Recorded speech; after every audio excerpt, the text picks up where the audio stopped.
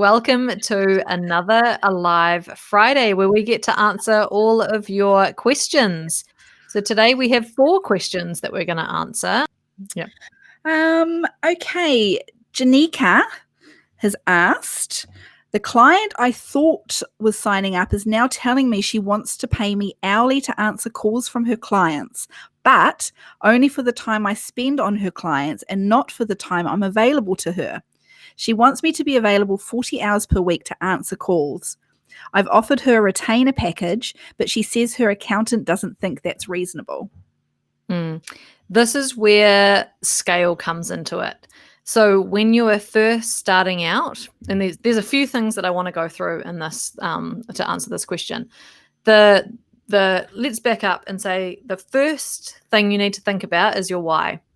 If your why is complete flexibility of your day and your hours and when you're going to be at your desk and by your phone, etc., then phone answering can't be one of your services because that's going to absolutely clash with your why. But if your why is that you want to be at your desk and do 40 hours of work and earn a really good income and you're happy to do that in front of your computer and you love answering the phone and chatting to people and being available, then absolutely you can do phone answering services.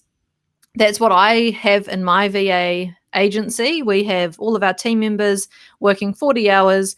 They're available all through the week, and so we answer lots of people's phones.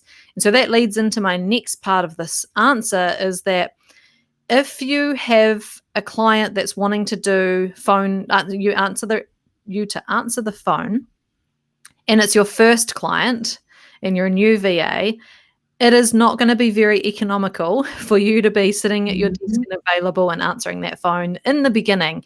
However, if you have the goal of adding more clients on, yes, it's going to feel like that first client is not going to be very profitable for you and you're going to have to be spending a lot of time being available to answer those phone calls. So the hours that you're putting into work, you're not going to get the money in from doing that right at the very start until you start adding the other clients. So it could be that you suck it up for a while and you do that with that client and just charge them for the time that you're on the phone. But then as you add other clients and you're doing the same thing for them and you're answering their phones, then you can absolutely start to track your time all throughout the day to all of your different clients and be really productive. And you could be billing, 30, 32, 35 hours per week if you have enough of those clients on board.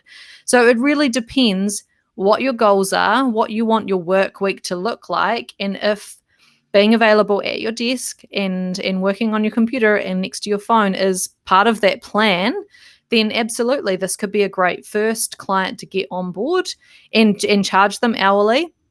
Sometimes in my business, if we have a client who just wants us to answer the phone, we actually charge them a phone answering monthly fee. And then on top of that, the hours that we actually spend on the phone for them.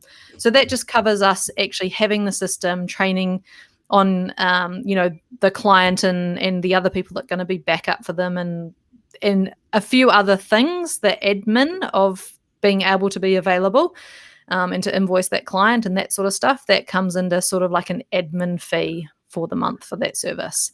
But that's only if we're just doing phone answering for a client. So yeah, it really depends on what your goals are, what your why is, and what you're wanting to achieve in the future. Because absolutely, it could be a great client that you add other clients doing similar things, and then you've got a full week.